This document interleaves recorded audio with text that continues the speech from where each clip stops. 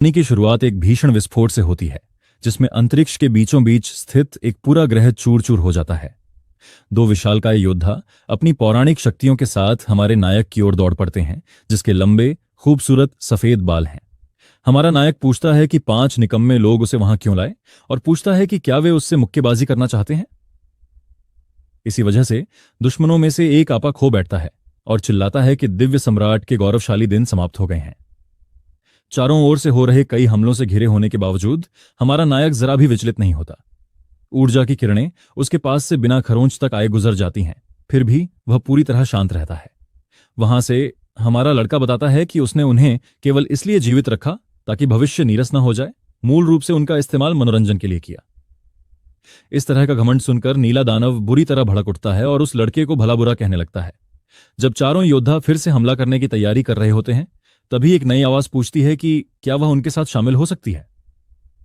अचानक एक खूबसूरत सुनहरे बालों वाली महिला प्रकट होती है, और अब उसका नाम एंड्री है, जो सबसे शक्तिशाली युद्ध देवी है। हमारा नायक उसे तुरंत पहचान लेता है और पूरी तरह से आश्चर्यचकित होकर पूछता है कि रुई यहां क्या कर रही है। बिना कुछ कहे वह नई महिला अपने हाथ की हथेली में अपार ऊर्जा केंद्रित कर देती है। इसके तुरंत बाद वह हमला करती है, जो सीधे हमारे हीरो की छाती पर लगता है, जिससे जबरदस्त झटका लगता है। हालांकि हमारे हीरो को कुछ भी महसूस नहीं होता और वह उस महिला को शरारती अंदाज में आंख भी मारता है। इस स्थिति का सामना करते हुए नालन रुई गंभीर चेहरा बनाती है और सचमुच लड़ने के लिए तैयार हो जाती है। इसके साथ ही नालन रुई बाकी 4 लोगों के साथ मिल जाता है और वे सभी मिलकर हमारे नायक पर अपने सबसे शक्तिशाली अंतिम हमले करते हैं। इसके परिणाम स्वरूप एक विशाल ऊर्जा बवंडर बनता है और उसे बिना किसी बचाव के अपनी ओर खींच लेता है। ठीक उसके बाद प्रकाश की एक विशाल किरण ब्रह्मांड को चीरती हुई निकलती है, जो इस संयुक्त हमले की जबरदस्त शक्ति को दर्शाती है। परिणाम स्वरूप हमारा नायक बहुत दूर जाकर हार जाता है, मानो पूरी तरह पराजित हो गया हो। अब एक अलग जगह पर वह नालन रुई द्वारा धोखा दिए जाने पर शोक मना रहा है, जिसने सचमुच उसकी पीठ में छुरा घोंपा था। अचानक एक ठंडे फूलों से भरे वातावरण में बादलों के बीच 2 रहस्यमय द्वार तैरते हुए दिखाई देते हैं। हमारा नायक बस वहीं बैठा उस लाल द्वार को घूरता रहता है, जो अचानक उसके सामने प्रकट हो गया। वहां से वह 2 द्वारों को देखता है, उनके अंदर 2 लोगों को देखता है और पूछता है कि आखिर हो क्या रहा है।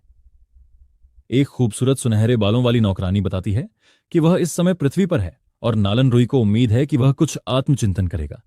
फिर वह अपना परिचय एलिस के रूप में देती है, जो देवी द्वारा निर्मित उसकी निजी नौकरानी है। एलिस उसे बताती है कि अगर उसे महिलाओं से स्नेह मिलता है तो वह उसे 7 रंगीन चॉकलेट के बदले में दे सकता है। इसी बीच सूट पहने हुए व्यक्ति अपना परिचय लुई 13 के रूप में देता है, जो उसका लाइव स्ट्रीमिंग नौकर है। हमारा नायक चुपचाप बगल में देखता रहता है, इस सारी चौंकाने वाली जानकारी को समझने की कोशिश करता है। लुई बताता है कि अगर वह पुरुषों से नकारात्मक भावनाएं इकट्ठा कर ले तो वह उन्हें कई शक्तिशाली वस्तुओं के बदले में दे सकता है। उसे एहसास होता है कि नालन ने उसकी 99% शक्ति को सील कर दिया है, लेकिन उसे 2 गुप्त कोड दे दिए हैं और वह सोच रहा है कि उसकी योजना क्या है। बदला लेने की कसम खाते हुए हमारा नायक शून्य में घूरता है और वादा करता है कि नालन रुई को अपने किए की भारी कीमत चुकानी पड़ेगी। पोर्टल को बंद होते देख वह चेतावनी देता है कि जब वह ब्रह्मांडीय लोक में वापस जाएगा तो उसे भी वही दर्द महसूस होगा। वर्तमान पर ध्यान केंद्रित करते हुए नायक इस नए शरीर का उपयोग करके जितनी जल्दी हो सके अपनी शक्ति वापस पाने का फैसला करता है। अचानक एक याद ताजा हो जाती है। उसे याद आता है कि एक लड़की माफी मांग रही थी और अपनी मुश्किलों के बारे में बता रही थी। बहुत रोते हुए वह लड़की सिर्फ एक तौलिए में लिपटी हुई आती है और कहती है कि उसे इस स्थिति में मजबूर किया गया था। तुरंत समझकर हमारा हीरो सदमे से भर उठता है कि वह एक घिसे पिटे घटिया ड्रामे में फंस गया है। सच उगलते हुए महिला कबूल करती है कि उसने उसके पेय में कुछ मिला दिया था, क्योंकि उसे अपनी बीमार मां के इलाज के लिए पैसों की जरूरत थी। सारी बातें समझ में आने पर लड़के को पता चलता है कि यह सब उसकी मंगेतर चुयुंजियो की उसकी प्रतिष्ठा खराब करने की साजिश थी। तुरंत सोचते हुए उसे एहसास होता है कि उसे रंगे हाथों पकड़ने के लिए लोग पहले ही दरवाजे पर पहुंच चुके होंगे।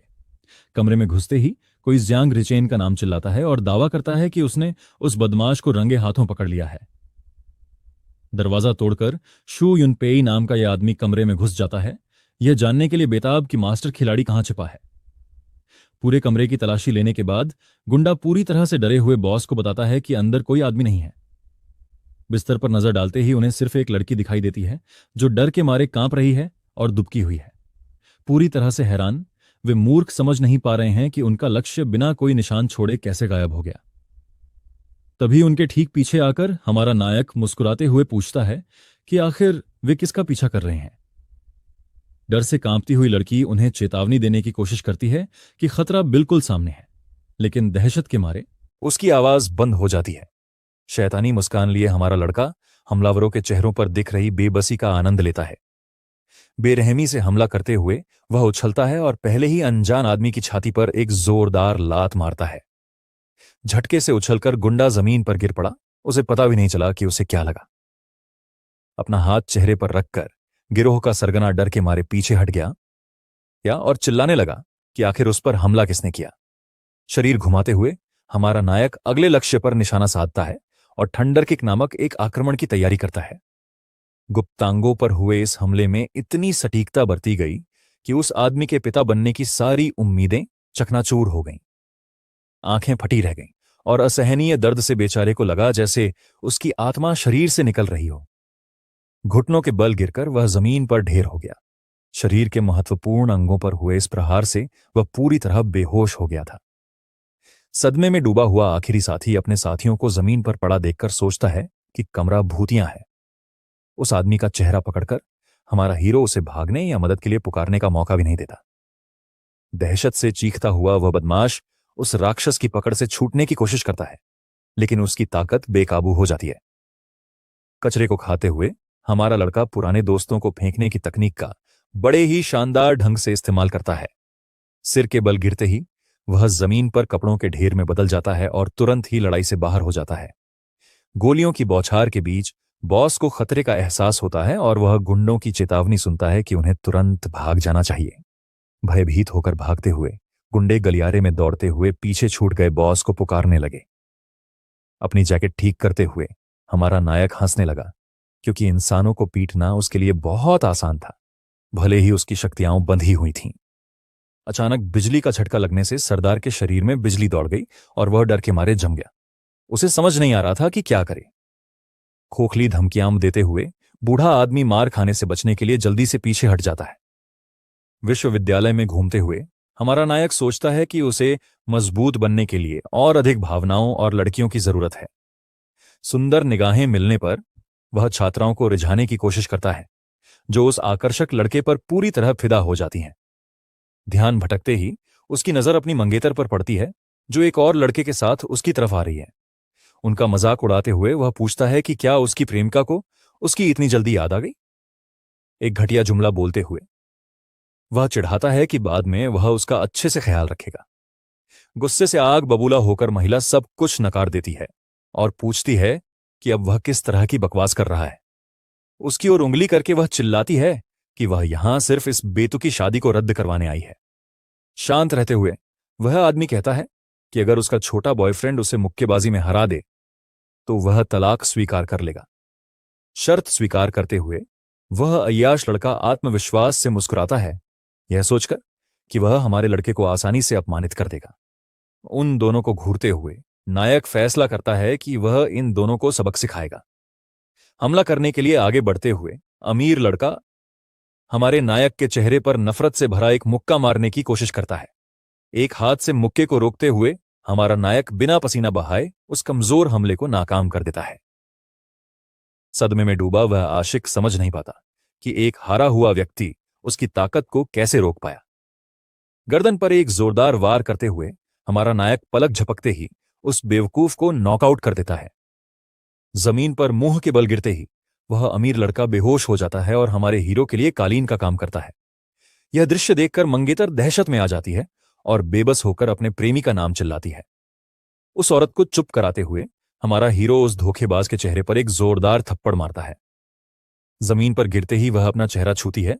उसे विश्वास नहीं हो रहा था कि किसी ने इतनी हिम्मत कैसे कर ली। मजाक उड़ाते हुए वह आदमी चेतावनी देता है कि उसके पापा उसे कोई बुरी खबर सुनाने वाले हैं।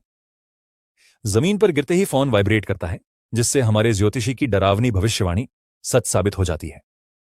कांपते हाथों से जवाब देते हुए वह अपने पिता को यह कहते हुए सुनती है कि परिवार दिवालिया हो गया है। उनकी ओर आते हुए चश्मा पहने एक खूबसूरत महिला आती है, जो उस इलाके में सम्मान का पात्र है। अपना सिर अजीब तरह से खुजाते हुए हमारा नायक महसूस करता है कि उसने लड़ाई से बहुत ज्यादा ध्यान आकर्षित कर लिया है। कोने में डर से कांपते हुए दोनों हारे हुए लोग अब किसी से भी आवाज उठाने की हिम्मत नहीं करते। नए आए व्यक्ति की ओर इशारा करते हुए वह कीड़ों को नजरअंदाज करता है और उन लोगों पर ध्यान केंद्रित करने का फैसला करता है जो वास्तव में मायने रखते हैं। दफ्तर में प्रवेश करते ही समूह ताक झांक करने वाली नजरों से दूर एक गंभीर बातचीत के लिए तैयार हो जाता है। गलियारे से गुजरते हुए उसे चीखने की आवाज सुनाई देती है और वह समझ जाता है कि सामने वाले कमरे में माहौल तनावपूर्ण है। एक हट्टा कट्टा आदमी औरत को धमकाते हुए जोर जोर से चिल्लाकर कर्जा चुकाने की मांग कर रहा है। यह सब देखते हुए हमारे लड़के को कुछ अंक हासिल करने का सुनहरा मौका नजर आता है। बिना दरवाजा खटखटाए अंदर घुसकर वह स्थिति का जायजा लेता है और शांत भाव से पूछता है कि हंगामा कौन कर रहा है। निर्देशक उलझन में पड़ जाता है और पूछता है कि वह छात्र कौन है जिसने कमरे में घुसने की हिम्मत की। दरवाजे पर झुककर नायक घोषणा करता है कि वह इस अराजकता को शांत करने आया है। गुस्से से घूरते हुए वह दरिंदा पूछता है कि यह बदतमीज लड़का कौन है जो यहां दखल दे रहा है। अपना परिचय बड़े ही सलीके से देते हुए हमारा हीरो कहता है कि वह नया सुरक्षा गार्ड है और सारा काम संभाल लेगा। अपना धैर्य खोते हुए वह बड़ा आदमी बेसबॉल बैट उठाता है और सब कुछ तोड़ने के लिए तैयार हो जाता है। डर से चीखती हुई महिला चेतावनी देती है कि वह आदमी खतरनाक है और लड़के को नुकसान पहुंचाएगा। हमलावर तेजी से आगे बढ़ता है और पूरी ताकत से बल्ले से लड़के के सिर पर वार करता है। वार को रोकते हुए लड़का एक हाथ से बल्ला पकड़ लेता है जिससे वह आदमी सदमे में आ जाता है। ठंडी मुस्कान के साथ वह लकड़ी को दबाता है और पूछता है कि क्या वह बदमाश सचमुच खेलने के लिए तैयार है। डर से कांपता हुआ वह आदमी हथियार को पीछे खींचने की कोशिश करता है लेकिन वह 1 मिलीमीटर भी नहीं हिलता। पास आकर नायक फुसफुसाते हुए पूछता है कि उस मोटे आदमी की जान की कीमत क्या है। पसीने से तरबतर मोटे आदमी को एहसास होता है कि उसने एक शैतान से पंगा ले लिया है और वह लड़खड़ाते हुए एक बेतुका बहाना बनाने की कोशिश करता है। उसका कॉलर पकड़कर हमारा हीरो उस गंदे आदमी की जान के बदले 50 लाख रुपए मांगता है। डर से कांपते हुए गुंडा तुरंत मान जाता है और वादा करता है कि वह सब कुछ ट्रांसफर कर देगा ताकि वह वहां न मर जाए। कांपते हुए उसने अपना फोन उठाया और बिना हिचकिचाए सीधे शिक्षक के खाते में पैसे भेज दिए। स्क्रीन दिखाते हुए उस डरपोक ने रोते हुए पूछा कि क्या अब वह चैन से रह सकता है। दोस्ताना मुस्कान के साथ हमारे नायक ने हां कह दी और उस मूर्ख को यह सोचने दिया कि वह खतरे से मुक्त हो गया है। वह मोटा ताजा लड़का पागलों की तरह दौड़ता हुआ दरवाजे की ओर भागा, मानो उस राक्षस की नजरों से ओझल होना चाहता हो। अपनी पीठ फेरकर नायक अपने लक्ष्य के सतर्क होने का इंतजार करता है ताकि अंतिम वार कर सके। गर्दन पर वार करते हुए हमारा लड़का एक सूखा जूडो चॉप मारता है और भगोड़े को ढेर कर देता है। झटके का एहसास होते ही उस आदमी ने अपनी आंखें घुमाई और उसी क्षण उसकी चेतना अंतरिक्ष में चली गई। सदमे में खड़ा निर्देशक छात्र की योजना को समझे बिना इस विचित्र दृश्य को देखता रहा। एकदम बेजान होकर गिरते हुए वह आदमी जमीन पर कालीन की तरह हो गया, मानो उसकी आत्मा उसके मुंह से बाहर निकल रही हो। अपना फोन उठाते हुए हमारा लड़का कहता है कि वह भविष्य सुरक्षित करने के लिए कुछ दिल दहला देने वाली तस्वीरें लेने जा रहा है। लाश को सही जगह पर रखकर वह सोते हुए डाकू की कुछ बेहद आपत्तिजनक तस्वीरें खींचने लगता है। उलझन में पड़ी महिला जानना चाहती है कि इस तरह की अजीब कला में ब्लैकमेल शामिल है। उस लड़के की नग्न तस्वीरें लेते हुए हमारा नायक यह कहकर उसे समझाता है कि इससे वह दोबारा आकर उन्हें परेशान नहीं करेगा। स्नेहपूर्वक धन्यवाद देते हुए शिक्षक आज की मदद के बदले में निजी ट्यूशन देने की पेशकश करता है।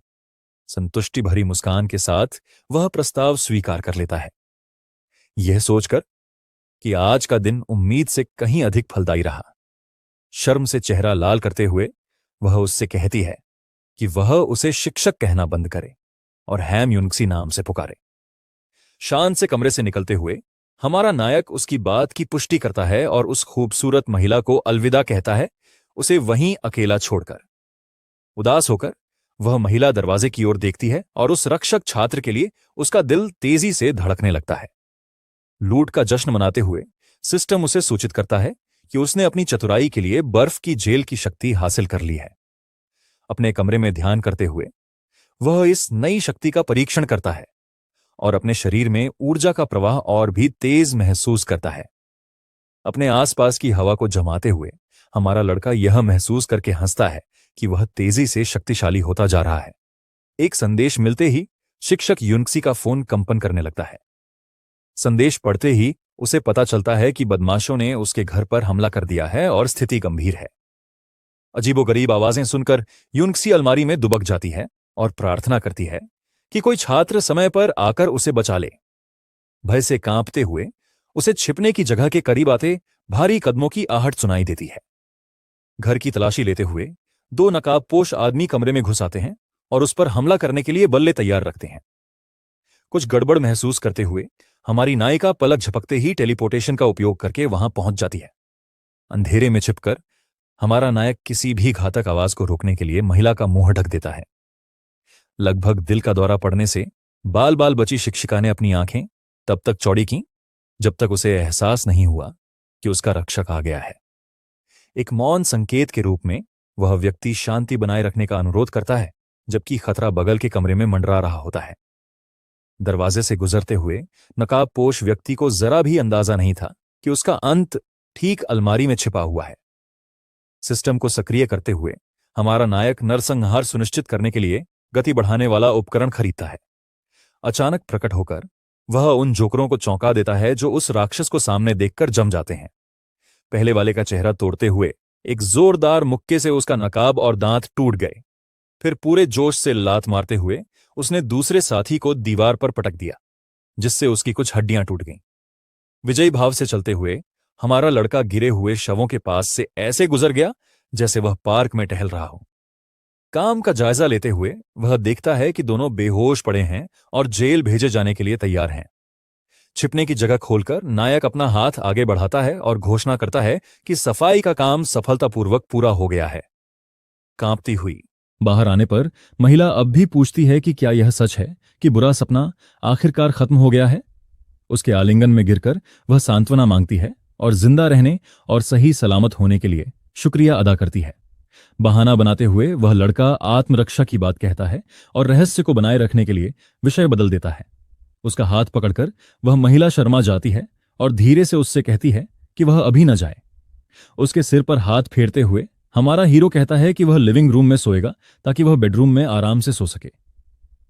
सोफे पर लेटकर वह रात भर की भागदौड़ के बाद आराम करने के लिए लेट जाता है। देर से जागने पर हमारे हीरो को मेज पर एक नोट मिलता है जो जल्दी जाने वाली मेजबान ने छोड़ा था।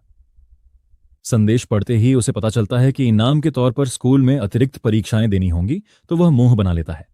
मेज पर फोन की झंझनाहट से उसका ध्यान भटक जाता है और वह इनाम के बारे में अपनी शिकायत को बीच में ही रोक लेता है। संदेश पढ़ते ही नायक को पता चलता है कि उसकी पूर्व मंगेतर ने उसे शिकार क्लब से पैसे लेने के लिए कहा है। होठों के कोने पर हल्की सी मुस्कान लिए उसे एहसास हुआ कि निमंत्रण असल में एक स्पष्ट बदला लेने का जाल है। मौके पर पहुंचकर उसने देखा कि दर्शक दीर्घा लोगों से खचाखच भरी हुई है और वे बेकाबू लड़ाई देख रहे हैं। सीढ़ियों पर चढ़ते हुए हमारे लड़के ने बिना समय बर्बाद किए सीधे सीधे बकाया राशि की मांग कर दी। हाथ बांधकर खड़ी महिला चेतावनी देती है कि असली पैसा देखने के लिए उसे पहले लड़ना होगा। अखाड़े की ओर देखते हुए वह धूल के गुबार के बीच दो ताकतवर लोगों को एक दूसरे पर मुक्के बरसाते हुए देखता है।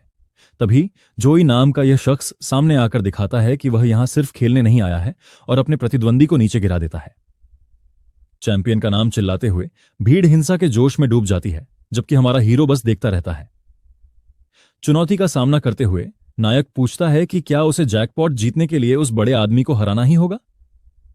शातिर मुस्कान के साथ उसका पूर्व प्रेमी वादा करता है कि अगर वह खूनी रिंग से जिंदा बाहर निकलने में कामयाब हो जाता है तो वह इनाम बढ़ा देगा। यह देखकर महिला को हंसी आती है और वह सोचती है कि उसका पूर्व प्रेमी पागल हो गया है जो इतने क्रूर चैंपियन को पैसों के लिए चुनौती दे रहा है। स्टैंड से कूदकर हमारा हीरो अखाड़े में उतरता है और यह दिखाने के लिए तैयार है कि असली बॉस कौन है। भीड़ उसका मजाक उड़ाते हुए शर्त लगाती है कि जोई उस दुबले पतले आदमी को पल भर में हरा देगा। विरोधी अपनी उंगलियां चटकाते हुए अपनी मांसपेशियों का प्रदर्शन करता है, मानो जीत उसकी मुट्ठी में हो। मदद मांगते हुए हमारा नायक सिस्टम के सहायक को बुलाता है और लड़ाई के लिए एक विशेष हथियार का ऑर्डर देता है। अनुरोध का जवाब देते हुए सहायक तुरंत हथियार पहुंचाने की पुष्टि करता है ताकि लड़ाई में मालिक की मदद की जा सके। हमला करते हुए योद्धा घातक प्रहार करने की कोशिश करता है और चिल्लाता है कि वह उसका मुक्का खा जाए। नायक शांत भाव से मुस्कुराते हुए अपना हाथ उठाता है और हमले को रोकने का सीधा आदेश देता है। हवा में जमकर खड़ा वह विशालकाय योद्धा असमंजस में पड़ जाता है। यह समझ नहीं पाता कि उसका शरीर अब आज्ञा क्यों नहीं मान रहा है। नियम समझाते हुए हमारा लड़का कहता है कि अगर उसे इंतजार करना पड़े तो इसका मतलब है इंतजार की अवधि। मौका देखकर वह एक कांटेदार ड्यूरियन फल निकालता है और उसे जमे हुए आदमी के सिर पर दे मारता है। हारकर जॉय जमीन पर मजाक का पात्र बन जाता है। एक बदबूदार सख्त फल से हार गया। पीठ फेरते हुए नायक घोषणा करता है कि सब खत्म हो गया है और इनाम लेकर जाने की तैयारी करता है। तभी एक सूट पहने हुए व्यक्ति अपने घातक प्रभाव से उसके रास्ते में आ जाता है, जो घोर खतरे का प्रतीक है। अपने प्रतिद्वंदी का विश्लेषण करते हुए हमारा नायक समझ जाता है कि यह कोई साधारण गुंडा नहीं है। ऊर्जा का संचय करते हुए प्रतिद्वंद्वी की मुट्ठी एक घातक और खतरनाक नीली रोशनी से चमक उठती है। तकनीक का नाम चिल्लाते हुए वह व्यक्ति पहाड़ को गिरा देने वाली मुट्ठी से उसे समाप्त करने के लिए आगे बढ़ता है। यह सब देखते हुए कोई आश्चर्य से टिप्पणी करता है कि भाई शुरुआत में ही घातक बल का प्रयोग कर रहा है। सही मौके का इंतजार करते हुए हमारा नायक भयंकर हमले के सामने 1 मिलीमीटर भी पीछे नहीं हटता। सिर्फ एक उंगली से इशारा करते हुए वह चट्टान तोड़ने वाली उंगली की तकनीक का इस्तेमाल करके पलटवार करता है। भीषण टकराव से उत्पन्न शक्तियों से एक ऐसा विस्फोट होता है जो पूरे अखाड़े को हिला देता है। एक गड्ढा बनाते हुए टक्कर की ताकत से धूल का बादल उठता है जो परिणाम को ढक लेता है। धुआं छंटने पर हारने वाला व्यक्ति दिखाई देता है। सूट पहने हुए आदमी जमीन पर पड़ा हुआ है। आंखें फाड़कर भीड़ एक साथ चीखती हैं। उस आदमी की करारी जीत पर विश्वास नहीं कर पा रही है।